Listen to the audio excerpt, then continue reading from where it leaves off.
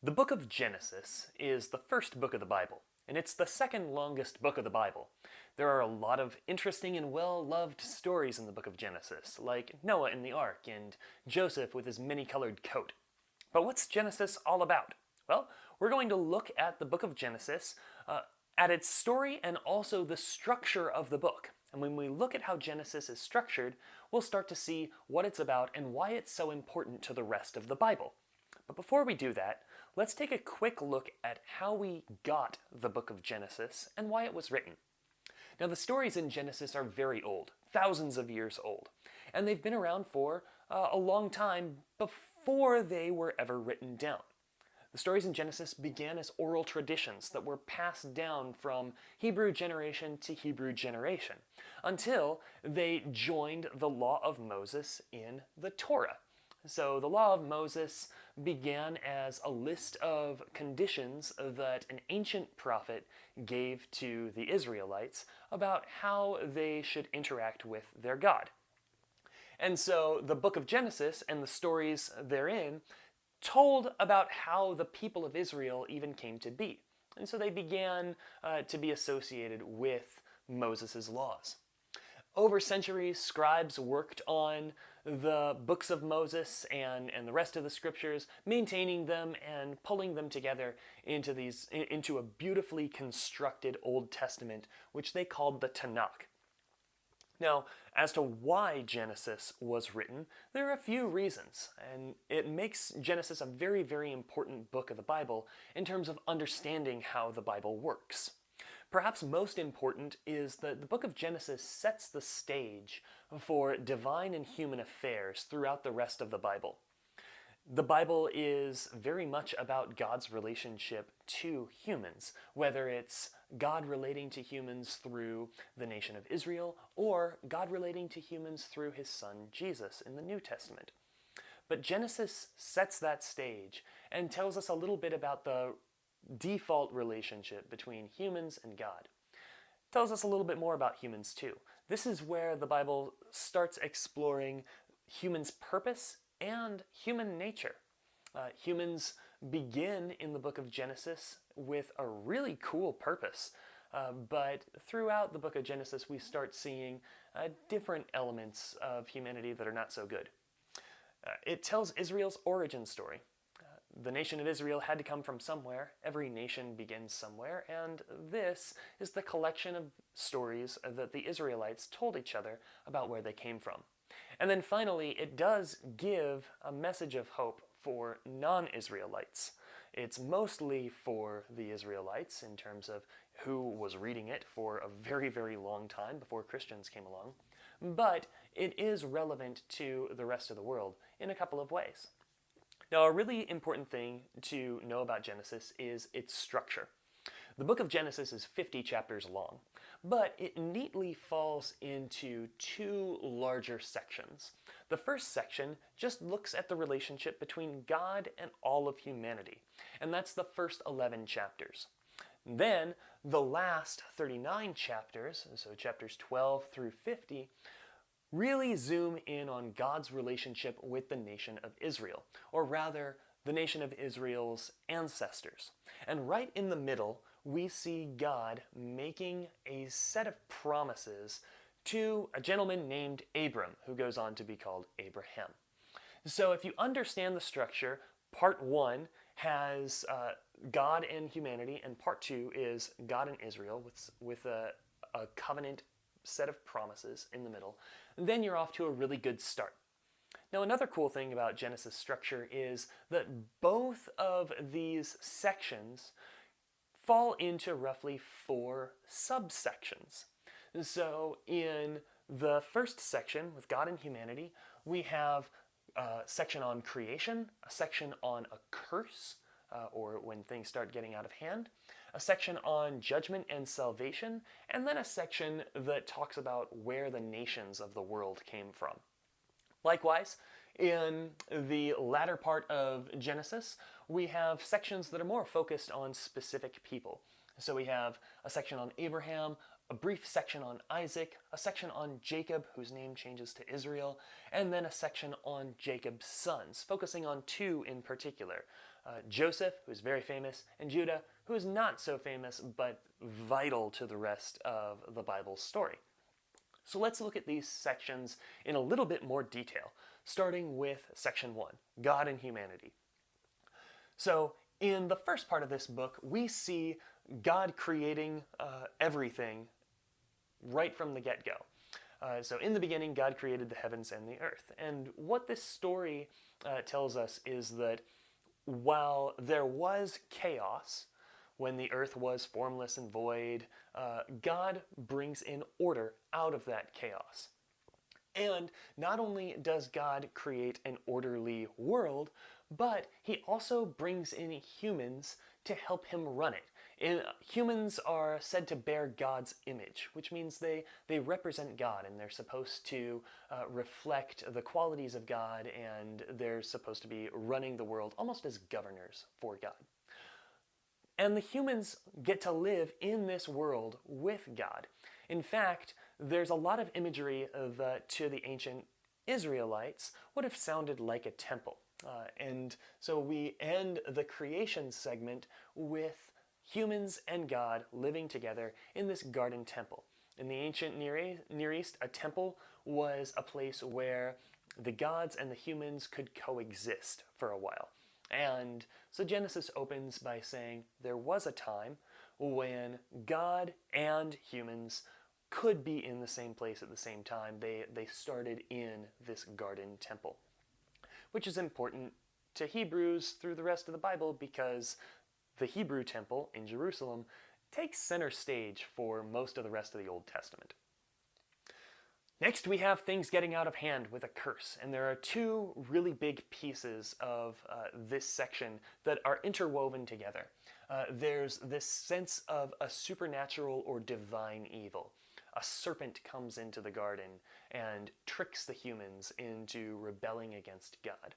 And then afterward, we get some very crazy, just out of this world sorts of stories about the sons of God having relationships with humans. There are these folks called Nephilim, which maybe the ancient Jews believed were part demon, part human. Maybe they believed that they were just regular humans that became so powerful that they were worshipped as gods. There's a lot of debate on that, but the important thing to know is that we get this sense of a supernatural evil that is corrupting the world. But also, humans are corrupting the world too. You've heard about Cain and Abel. Well, Cain kills his brother, but then later on we have humans becoming even more violent. So from chapters 3 to 6, we see just things getting really, really bad in both the supernatural sense and in the human sense. And this is how the ancient Jews talked about that time. But there is a glimmer of hope in that God says that one day there will be a human who can defeat that serpent, which represents that divine evil that has come into the picture. So, good news right there at the beginning of the first book of the Bible. Next, we have the story of judgment and salvation. So, humanity gets so bad that God sends a flood, and it wipes out most of life in the world. However, one family that remained loyal to God is saved. And so we have these waters, these chaotic waters coming back over the world, but God rescues a handful of people from that fate. And says that he really values human life. He wants human life to continue to grow and flourish. And so then that takes us into the next section, where we have all the people multiplying, and we get many, many people on the earth who decide to build their own structure. They want to build a tower that reaches into heaven, and you've probably heard this story, the Tower of Babel. And so at the end of the first section, we have this strange progression where once humans lived with God in a temple, a garden temple, and everything was fine. And by the end, we have humans trying to build a name for themselves. God doesn't like that, so God says, okay, I'm going to distribute all of humanity into various nations. And so each people group gets a language, each people group gets a land, and then later on in the Torah we find that the ancient Israelites believed that God also distributed the nations to different gods, and that's where these nations may have gotten their pantheons. That's the outlook that Moses has in Deuteronomy, at least. And so God distributes them all. So we have this this spot where humans are rebelling against God. We have God divvying up the humans, and the humans going all to their own gods. But then God chooses one family to have a relationship with. And that family starts with a man named Abraham. God comes to Abraham in Genesis 12 and makes a promise to him. He says he's going to make Abraham a very great person in history. He says that he's going to be with Abraham. He's going to give Abraham many descendants. Many nations and kings will come from Abraham, which is very important because when we meet Abraham, he's old. Abraham is going to have a land, the land of Canaan, the promised land, if you will. That's why it's called the promised land in the Bible. And then God is going to bless all the nations of the world through Abraham's descendants. Pretty cool. This set of promises, this blessing, is passed from Abraham to his son Isaac, to Isaac's son Jacob, and on to the nation of Israel. Now let's look a little bit at the second part of Genesis. So part 2 of Genesis, we have Abraham. This is chapters 12 through 24. Abraham is called by God. He wanders around for his whole life. He never really settles down. He sojourns across the land that he was promised and through other lands as well. He is tested by God, but he passes the test because he believes in God. And later on in the Bible, Abraham is called Abraham the believer. Abraham's life is pretty interesting when you compare it to the rest of the Old Testament because the life of Abraham kind of has some parallels to the nation of Israel before they got to the land. Remember, Israel was called by God out of Egypt. Israel wandered around in the wilderness for 40 years before they got to the land. So, very interesting parallel. Next, we have Isaac, who lives his life in the promised land, and he's blessed very much. He has a great deal of wealth, and he has 2 sons. This is kind of like Israel's history later on in the Old Testament as well. Israel inhabits their territory. They get to the promised land later on in the book of Joshua, and they stay there for a good long while. And not one, but 2 kingdoms come out of the people of Israel. So again, kind of an interesting parallel that foreshadows what's going to happen in the rest of the Old Testament. Jacob is a deceptive little guy. He tricks his brother out of his brother's inheritance, and because of that, he needs to run away. He's exiled back east, and that's where he starts his own family, but he eventually returns back to the land that God promised his ancestors and lives there. Again, this is a lot like what we're going to see in the rest of the Old Testament. Israel as a nation is going to be exiled. They'll be taken into captivity off to Babylon, but they will be able to return back from Babylon after 70 years. So again, we have some foreshadowing of the rest of the Old Testament happening here in the book of Genesis. And then lastly, we have chapters 37 to 50 focusing on the sons of Jacob. So Jacob had 12 sons. Those 12 sons roughly map to 12 tribes of Israel. And 2 sons in particular are very important. One is Joseph. He's the one with the famous jacket that his father gave him. Joseph was the youngest of his brothers for a while, and he had these dreams of greatness. He was his father's favorite son, and his brothers were jealous of him. So they sell Joseph into slavery. And after that, Joseph is tested. His integrity is tested. His loyalty to God is tested. His wisdom is tested. But he passes those tests and then emerges as this ruler and savior who saves many, many people from a famine through his trust in God, his wisdom, and his perception.